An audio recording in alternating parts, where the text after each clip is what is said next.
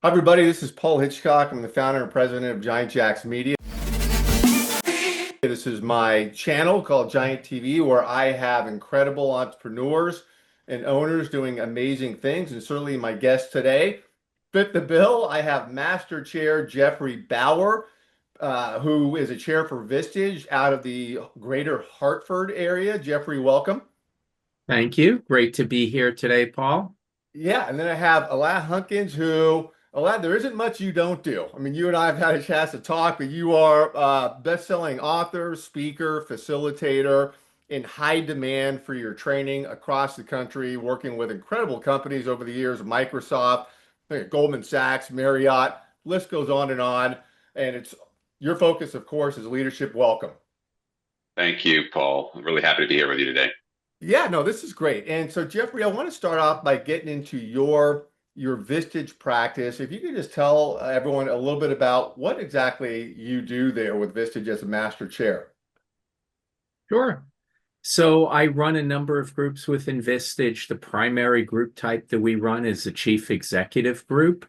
I actually have two of those. I work with each of the members of my chief executive groups one-on-one every month, as well as in a full day group session where we bring in amazing speakers like Alain and we get to learn on topics. I pick speakers based on topics of interest to my groups, and my members walk away with a long list of personal action items coming out of the speaker sessions. In addition to the chief executive groups, I run a group for key executives, for advancing leaders, for trusted advisors, and also for emerging leaders.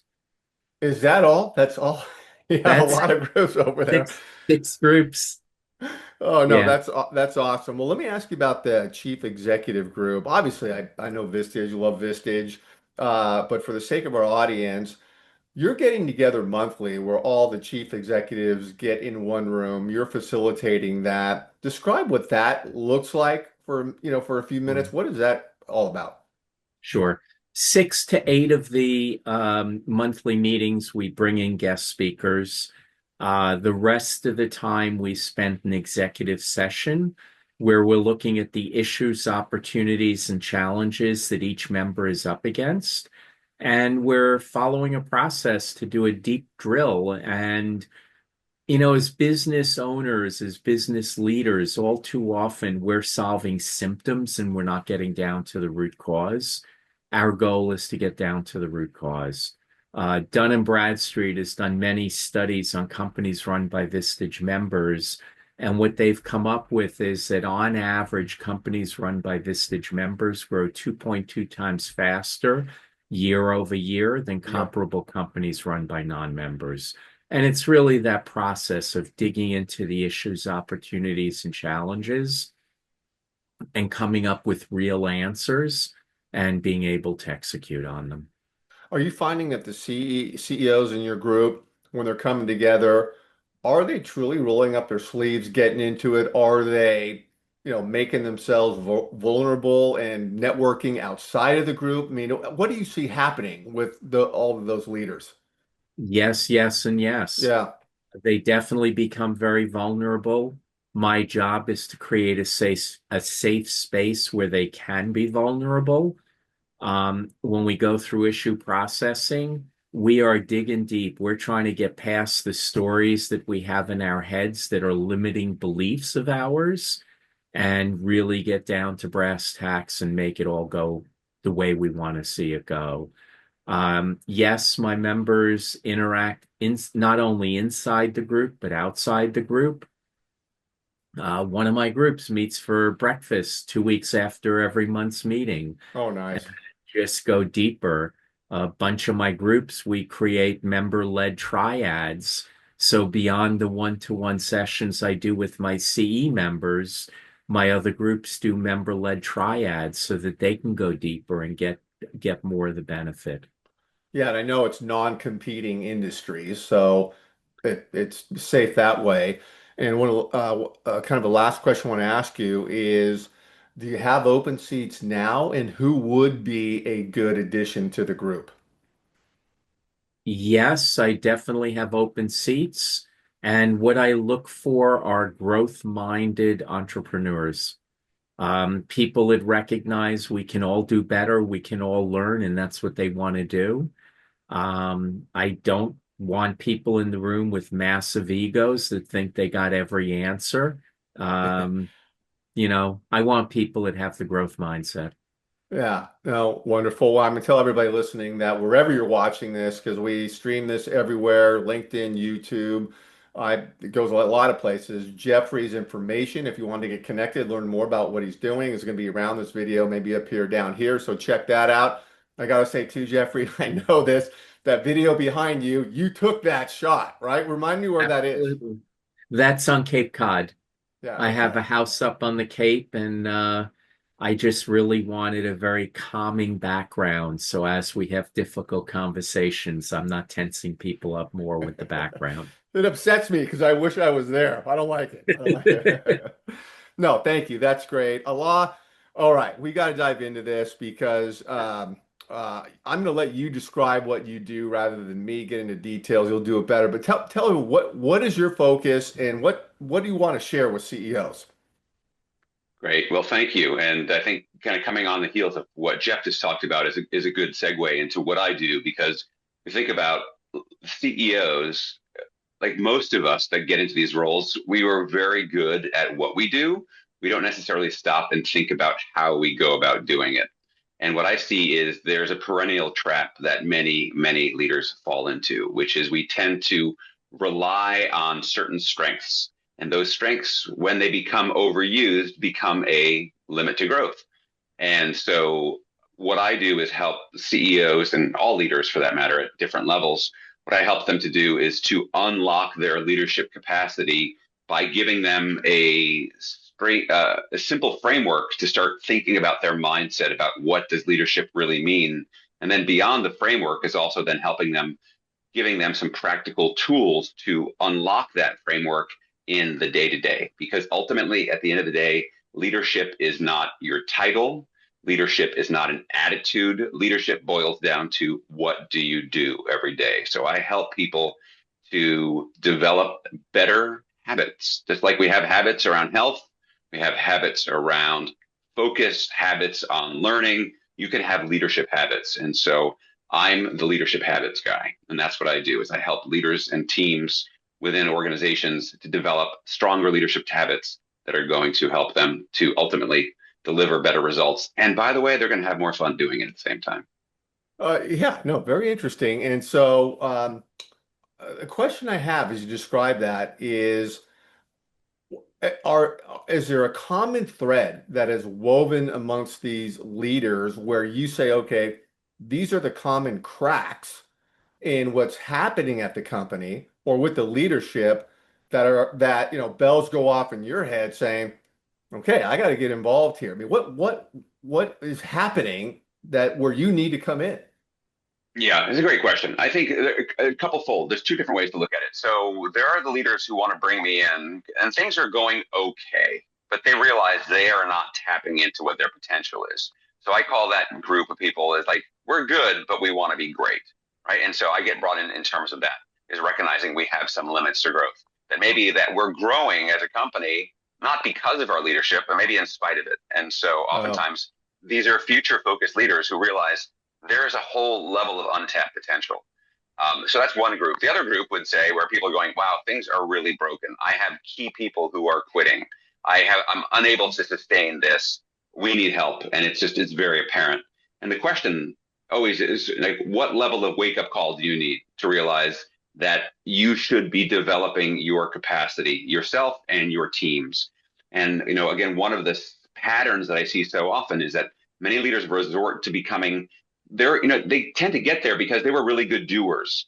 And so there's the tendency that when there's a problem to want to jump in and fix, which is admirable. However, when you're a CEO of an organization and you're leading leaders who are leading other people who might be leading leaders, fixing isn't the point. The point is not for you to be an excellent doer. It's how do you lead teams of people who can unlock and develop answers for themselves because that is the only way you're going to be able to scale effectiveness in any organization. yeah, that's a great comment. And following through on that, you mentioned, a problem could be top executives leaving or something like that, Hmm. which in my mind, I'm thinking, okay, because they're leaving. I hear a lot about, the culture isn't great. There's some toxicity going on there. So how do you connect the culture of a company and what you do with the leader and what they're doing or not doing to have a good culture? Oh, God, this is a huge question. So culture is I call it's the fish bowl in which we're all swimming, right? And fish don't realize they're in water; they just live in it. Like this is it. Same for company culture. It seems like it just is. Well, it isn't just is. It was created either intentionally or unintentionally by the behaviors that became norms, that became an environment over time. And so if you want to change a culture, you as a leader have to start looking at very intentionally what are the behaviors that we condone? What are the behaviors that we don't condone? So, for example, if people are cutting corners ethically and you're all okay with that, no one says anything, Oh yeah. that sends a very clear message, for Yeah, yeah. example. Great Right? example. If we have conflict and instead of me, let's say you and I, Paul, have a conflict, but instead of you and me dealing with it, I go and talk to Jeff about it and I start triangulating and turning into the gossip mill. Guess what? We have a culture where we are conflict avoidant, triangulation, and gossip. And so we have to realize all of these things come at a price. There's been tons of research over the last 15 and 20 years that show that leaders don't just make a difference. Leaders are the main difference when it comes to metrics such as profitability, productivity, employee engagement and retention, and so forth. It hits the top line, it hits the bottom line, it hits every single line in between. Yeah, well, I want to ask you, Jeff, for your opinion because I know Allah has talked to your group before. These issues come up like when you're doing the monthly meetings, your one-to-ones. I got to imagine these are issues across the board that are coming up. Absolutely. Absolutely. And the first topic that Alon spoke about, this CEO feeling they have to solve the problem and they have to jump in. I usually put it in terms of strategic versus tactical involvement in your business. When a CEO is very tactical, they are significantly limiting the growth of the organization because if the floodgates were to open tomorrow, there's only one of them. If they're in the middle of everything that's going on, they can't possibly absorb the potential for growth. I work very heavily with my CEOs, with all my members, on getting to an appropriate level of strategic versus tactical involvement. At the CEO level, 95% should be strategic. Yeah, A little bit of tactical is okay. But the yeah. heavier that they are on the tactical side, the less likely they are to be able to take advantage of opportunities that come their way. So I Hmm. very much would agree with what Alan was saying there. Yeah, yeah, and a lot. So, what does an engagement look like? How do you get in there? I mean, are you meeting with the leadership and executive management team? Like, can you walk me through a little bit about that Sure. engagement? Sure. So engagements look different depending on the size and scope of the organization, but generally there is an internal stakeholder that recognizes we have an issue. We need help, right? Sometimes the awareness that you need help is the first huge step. Yeah. So they will reach out to me, and depending on the engagement, what I try to do is do some discovery work where I try to speak to a number of different stakeholders to get a more 360-degree view of the issue. And then we take a look at, okay, so in terms of solutions, what kind of solution are you really looking for? Because, frankly, some people are just like, hey, we have our annual manager offsite and we'd like to bring someone in for 3 hours to do a workshop. Can you do that? The answer is yes. And we know that that's going to be good, but is it going to stick long term in a way that a more strategic intervention might do? So depending on the appetite, the size and the scope of the project, for example, I'm in the middle of designing a leadership academy for a client right now, where we're taking every year, they put two cohorts of 25 people where we're taking them through multiple in-person day trainings. We're also doing virtual trainings, virtual group coachings, and individual one-on-one coaching with people over the course of a year. Now, clearly, that's a more significant investment in terms of time, in terms of money, Yeah. but in terms of results, because we all know anyone who's ever tried to set a New Year's resolution knows that changing behavior is hard, right? We are creatures of habit. And so we have to realize, are the habits that we bring to work the best habits to help support the business? I like to talk about the difference between organizational smarts and organizational health. Plenty of you listening right now are smart, right? You know your business, you know what you're about, what you're trying to do in terms of sales, marketing, operations, your product, your service, etc. However, in terms of health, do we have that same level of rigor when it comes to health? That is, are we clear with each other in terms of how we communicate? Are we honest? Do we manage and deal with conflict creatively and smart? So there's so many things that we need to be able to do to create healthy organizations. How would we describe trust here? Lots of people can do the smart piece, but until you unlock the healthy piece, which is rare, you're going to have these limits to growth as you go. And it's, connecting to what you're talking about with Jeff too. I mean, one of the things that I tell leaders a lot and why they get stuck, why Jeff is talking about why CEOs get stuck in tactics instead of the strategy is, as one of my mentors once said to me, you can't read the label when you're inside the jar, right? In Oh, other yeah, words, yeah, right? I think you get it, right? Is the yeah. fact that we're all stuck in our own way of being, thinking, and acting. And if we could get unstuck, we would, but sometimes we need a little help or a lot of help. Very insightful. I got to ask you, when you and I first met, instant rapport, be very easy to talk to. And I imagine, your personality has to be a big factor when you're dealing with these issues because you're dealing with probably a lot of type A personalities with the owners and then employees or execs. Maybe you're getting pushback. I don't know. What makes Yes. you, where does this come from where you're able to get in there? Are you a good listener? Are you, self-deprecating? I mean, what qualities do you have that make this all work? That's a great question. So I'd say there's a couple of major qualities that I'd say. One of them being listening, absolutely. But it's not just listening with, oh, I hear everything you say. It's the ability to listen, not just at the surface, but hear what's not being said and what's living one or two or three levels deeper. And then to be able to inquire and be curious about, hey, you say this, what do you think might be driving that? So it's this co-creative listening process in terms of this. The other thing is, frankly, at this point, it's nearly 30 years of experience of recognizing patterns. So what Yeah. feels very unique to you is not unique to me, right? This is not my first rodeo. And it turns out that it doesn't matter. I work in every industry at every level. It turns out there's only so many different behavioral combinations of patterns. Now when you start combining them, it goes into the hundreds. But when you break them down, you're talking about maybe 20, 30 different types of behavioral patterns that keep showing up. And so one thing I do is I also, in listening, is able to reflect back to people and Jeff used this word too, is creating a psychologically safe environment. So there are things that I do very intentionally. So you talk about being self-deprecating. Sometimes it's very important for me. Let's say I'm leading a group, for me to sit down, literally sit in a chair when I'm talking at certain times and then I'll debrief it and say, why did I sit down? Oh, because you literally wanted to be on the same level as us. Because when I'm sitting, and so it's being aware of status. And I think as leaders, we need to be very intentional because everything we do in our behavior, that is not just our words, but our actions send a message. The question becomes, is it the right message that we want to be sending? That's so great because I just find that today the art of listening is almost dead in so many ways. People don't listen; they're just talking at each other all the time. And like you would, Yeah. you ask a question, somebody says something, and no one's asking a follow-on question. I see that everywhere. And I imagine Jeffrey, I know you've told me before, you got to have some of the same skills, right, with your members and your one-to-ones in the Absolutely. group. I mean, you finding similar things you got to do?